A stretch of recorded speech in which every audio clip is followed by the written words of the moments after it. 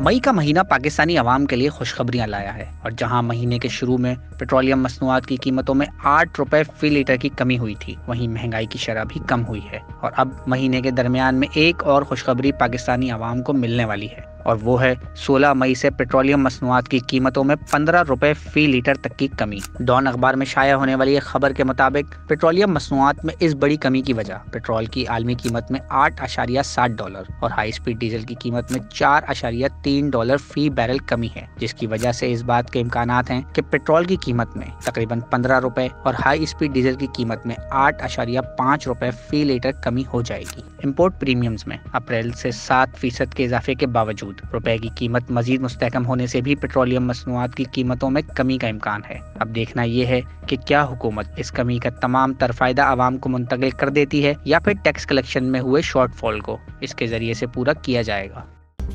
मज़ीद news updates और digital stories के लिए सब्सक्राइब करें डॉन न्यूज़ पाकिस्तान।